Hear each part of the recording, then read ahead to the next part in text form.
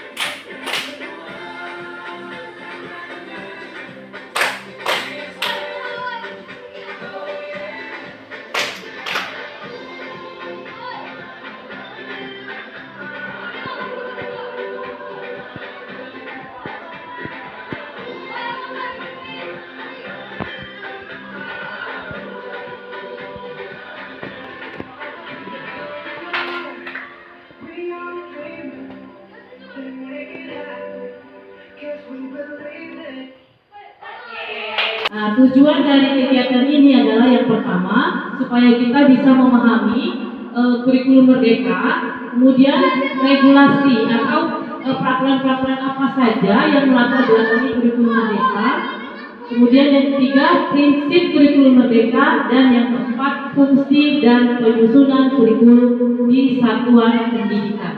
Memilih pernyataan yang benar.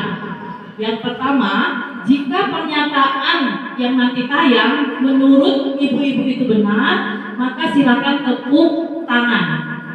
Kalau misalnya tayangan nanti salah, silakan tepukkan kaki ke lantai.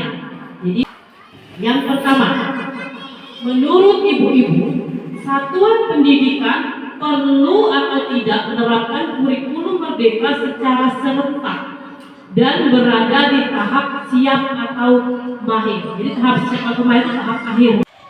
Semuanya tepuk tangan ya. Benar berarti ya. Coba kita lihat benar atau tidak. Nah, ternyata tidak ya. Kenapa tidak? Karena kita lihat satuan pendidikan menerapkan itu sesuai kesiapan atau bertahap ya. Bertahap itu mengidentifikasi tahap kesiapannya. Jadi kurikulum merdeka memberikan ruang bagi setiap satuan pendidikan atau sekolah-sekolah untuk memulai sesuai dengan kondisi kesiapannya. Ya, jadi di situ ada di Permendikbud nomor 12 tahun 2024 pasal 32. Jadi satuan pendidikan pertama kali harus menganalisis tahap kesiapannya.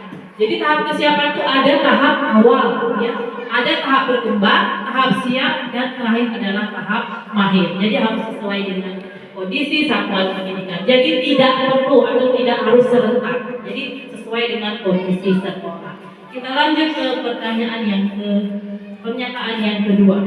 Menurut Permendikbud nomor 12 tahun 2024. Kurikulum satuan pendidikan ditetapkan oleh kepala satuan pendidikan. Jadi kurikulum itu ditetapkan oleh kepala sekolah maksudnya. Apakah pernyataan ini benar? Sebagian itu salah. Yang lain bingung ya? Iya. Jadi apakah kurikulum satuan pendidikan ditetapkan oleh kepala satuan pendidikan? Salah, kita coba lihat jawabannya. Iya, Iya, jadi kurikulum sebagai dokumen hidup untuk membantu penyelenggaraan pendidikan yang berkualitas. Jadi sekali lagi, pernyataan yang ketiga, format kurikulum satuan pendidikan tidak perlu dibuat seragam. Sumatif ya, yang akhir artinya ya. Di sana tadi mengatakan apakah kita membuat soal itu serentak atau disesuaikan dengan satuan pendidikan masing-masing. Ini kalau menurut hemat saya, kalau kita lihat kajian dari awal tadi yang pemateri paparkan, bahwa kurikulum itu tergantung di lembaga masing-masing ya Bu ya. Jadi kita tidak bisa menyeragamkan, terutama kita di daerah pergunungan dengan daerah perkotaan. Itu yang pertama, poin pertama. Jadi kalau kita mau seragamkan, artinya nggak sinkron nanti. Yang di kota mungkin mereka sudah lebih maju, sementara kita di pedesaan seperti kita saat ini, nah seperti itu. Jadi kalau menurut hemat saya Bu, ini entah kalau untuk teman-teman yang lain, kalau untuk pembuatan materi untuk tes sumatif itu kita nggak usah samaan gitu. Jadi kita membuatnya, kita sesuaikan dengan lembaga kita masing-masing atau lokasi di mana tempat kita mengajar seperti itu. Kalau menurut hemat saya, karena belum tentu yang kita ajarkan yang di atas itu sama yang mereka ajarkan yang di perkotaan seperti itu. Mungkin hanya itu yang bisa saya sampaikan, atau sekedar apa ya Bu ya, ucapan gitu kan tentang poin materi yang ini. Nanti yang lain nanti lanjutnya ya. Terima kasih. Oke, yang lain gimana? Oke Bu. Terima kasih atas waktunya. Di sini saya akan menjawab tentang kurikulum akhir semester. Kalau menurut saya, ini waktu pembuatan soalnya itu kita sesuaikan dengan sekolah ya masing-masing. Kemudian untuk pelaksanaannya kita masih berpedoman dengan dinas. Itu aja. Oke, baik.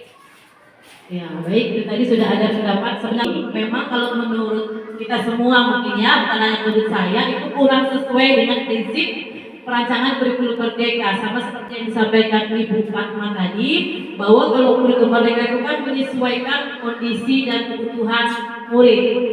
Apa cara lainnya? Ya tadi, untuk soalnya dibuat sesuai dengan sekolah masing-masing atau lembaga masing-masing. Tapi kalau untuk jadwal itu bisa kita serentak, karena biasanya jadwal itu sudah diatur melalui kalender pendidikan. Prinsip penyusunan kurikulum itu ada 5. Yang pertama berpusat pada peserta didik. Kayaknya sudah sering berpusat pada peserta didik. Artinya pembelajaran harus sesuai dengan kebutuhan murid. Yang kedua kontekstual. Kontekstual tadi berarti harus sesuai dengan ciri khas sekolah.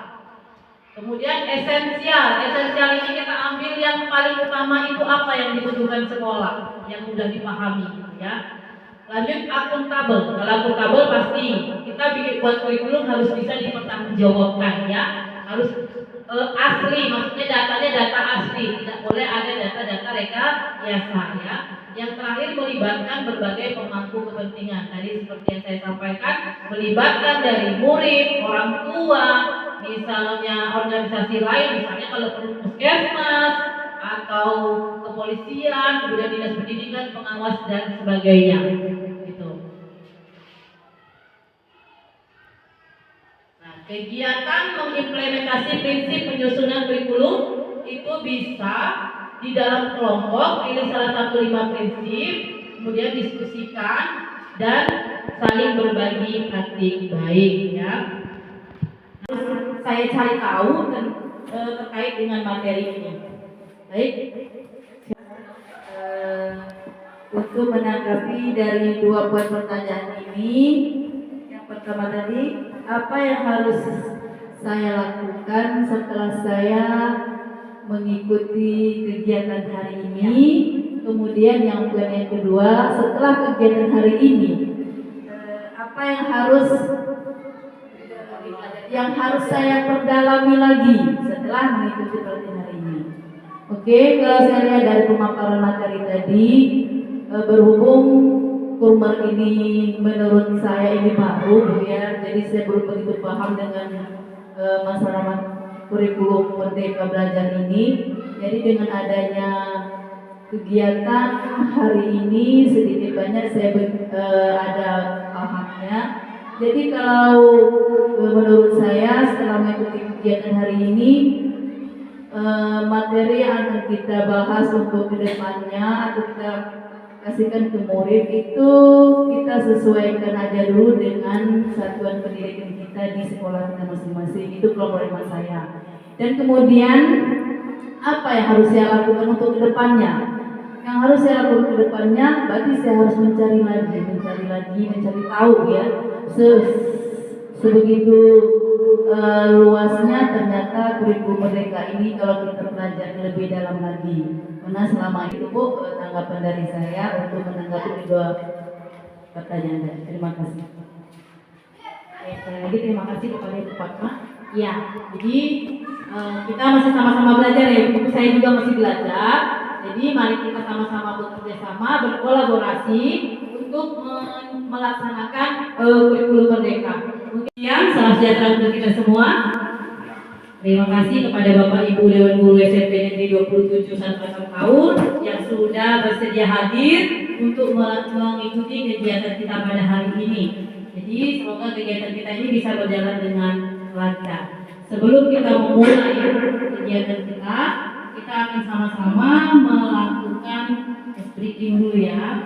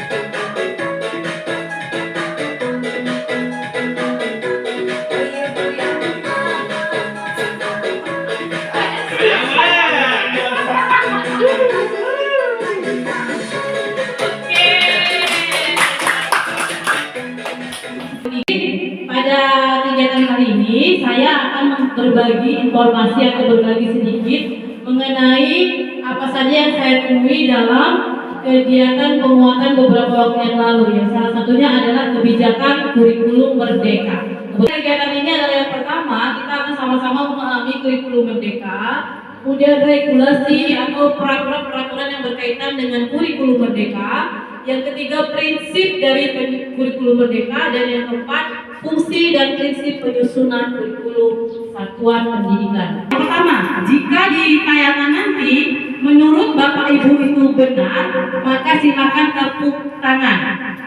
Tetapi jika pernyataan yang akan tayang itu salah, silakan tepuk kaki ke lantai. Ya, paham Bapak Ibu?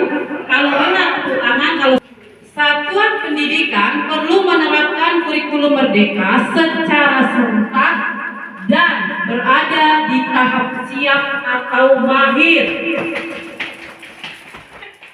Oke, berarti menurut Bapak Ibu salah ya pernyataan ini. Kita akan cek jawabannya. Ya, tidak. Ternyata satuan pendidikan menerapkan sesuai kesiapan, bertahap ya, dengan mengidentifikasi tahap kesiapan. Jadi sesuai dengan Permendikbud nomor 12 tahun 2024. Jadi tahap kesiapan itu ada tahap awal, ada tahap berkembang, tahap siap atau tahap mahir ya. Menurut Permendikbud nomor 12 tahun 2024, kurikulum satuan pendidikan ditetapkan oleh Kepala Satuan Pendidikan. Ini ikut-ikutan atau nggak tahu atau gimana ini? Saya ulangi ya. Menurut Permendikbud nomor 12 tahun 2024, kurikulum satuan pendidikan ditetapkan oleh kepala sekolah, artinya ya, kepala sekolah. Benar atau salah? Ternyata benar ya, kalau kurikulum satuan pendidikan ditetapkan oleh kepala satuan pendidikan. Ini menurut Permendikbud yang terbaru ya, nomor 12 tahun 2020. Setiap satuan pendidikan wajib menyusun modul ajarnya sendiri dan modulnya harus tebal lembarnya. Benar atau salah? Ini maksudnya RPP ya. RPP itu harus dibuat sendiri, terus harus tebal. Misalnya nanti di modul ajar yang kita ambil tadi ada menonton YouTube misalnya, kan tidak mungkin. Atau misalnya evaluasinya menggunakan Google Form misalnya, kan tidak mungkin juga terjadi karena tidak ada sinyal. Jadi disesuaikan dengan kebutuhan kita. Artinya akhir dari proyek penguatan profil pelajar Pancasila adalah pameran hasil karya peserta didik. Nah, itu intinya itu hasil dari P5. Hasil dari P5 adalah pameran. Salah ya? Iya, salah. Ternyata hasil akhir yang diharapkan dari P5 itu adalah penguatan karakter. Prinsip dari kurikulum merdeka adalah untuk melakukan pembelajaran terdiferensiasi, mengatur materi, alur dan kecepatan sesuai minat dan tingkat kemampuan peserta didik. Fleksibel ya. Yang kedua, fokus pada muatan esensial. Sering ini ada nih, muatan esensial. Muatan esensial ini adalah muatan yang penting gitu, yang harus, yang urgent, yang harus segera diajarkan.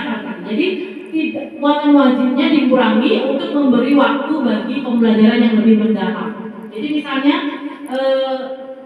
agama misalnya kan 3 jam, selama ini 3 jam di kurikulum 2013 sudah 3 jam. Nah, sekarang 3 jam ini yang 2 jamnya itu pembelajaran materi di kelas, yang 1 jamnya P5 gitu.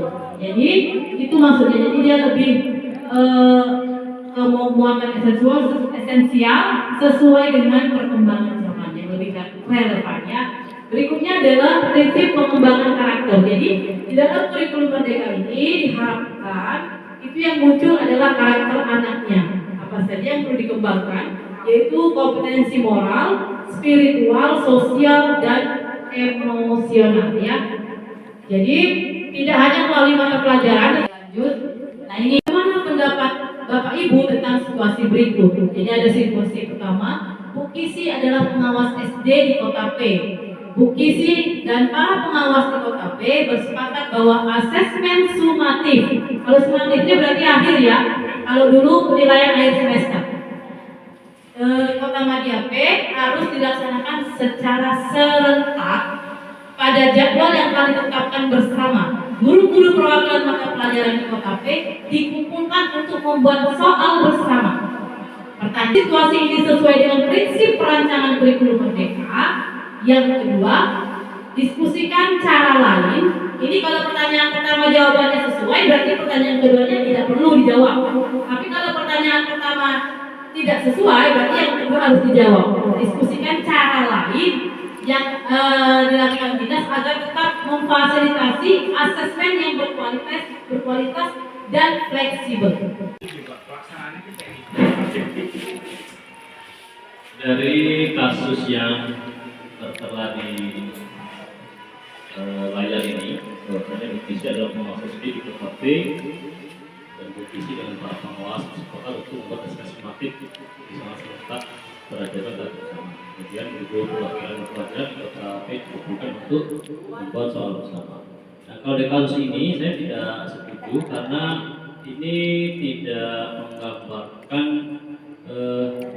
kurikulum merdeka. Karena kurikulum merdeka itu lebih ditekankan pada pada situasi dan kondisi sekolah masing-masing, pertama sesuai dengan kondisi atau kemampuan peserta didik, kemudian sesuai dengan sarana dan prasarana sekolah, dan tentunya sesuai dengan latar belakang atau budaya di sekolah tersebut. Makanya ini tidak mencerminkan kurikulum merdeka karena dibuat serupa.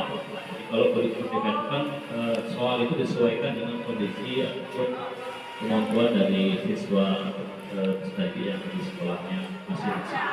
Kira-kira seperti itu. Baik, terima kasih. Saya langsung menanggapi saja. Jadi kalau menurut Pak Rahmat ini tidak sesuai ya Pak, situasi ini menggambarkan kurikulum merdeka dengan prinsipnya tadi.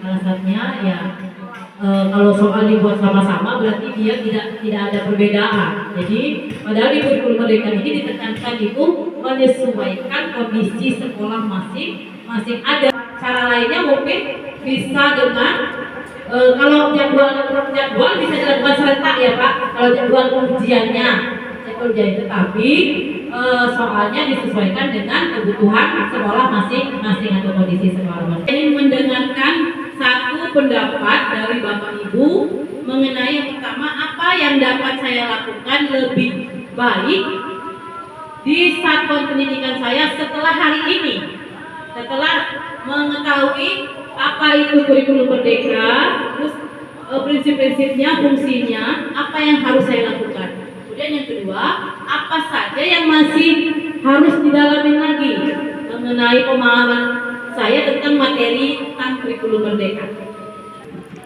Baik, menurut saya apa yang dapat saya lakukan lebih baik di satuan pendidikan saya setelah menerima pelatihan ini. Identifikasi berdasarkan peran. Kalau saya sebagai guru PPKN, kalau melihat dari pelatihan ini, yang perlu saya lakukan betul. Yang pertama melakukan asesmen awal untuk mengetahui tingkat pemahaman, tingkat kesiapan atau kondisi peserta didik tersebut.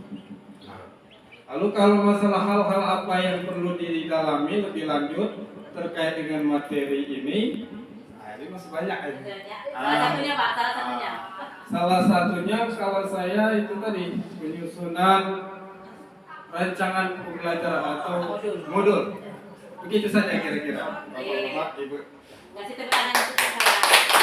Oke, terima kasih kepada rekan-rekan yang sudah bersedia menjadi peserta dalam kegiatan kita hari ini. Semoga bisa bermanfaat bagi kita semua. Kita bisa saling berbagi di dalam komunitas kita. Jadi ada komunitas kita tadi ya, komunitas belajar kita. Nanti yang belum gabung akan saya kirimkan supaya bisa bergabung. Mari akhir kata saya mohon maaf jika ada kata-kata yang salah. Lebih dan kurangnya saya ucapkan terima kasih. Selamat siang, salam sejahtera untuk kita semua. Mari kita kasih tepuk tangan untuk kita semua.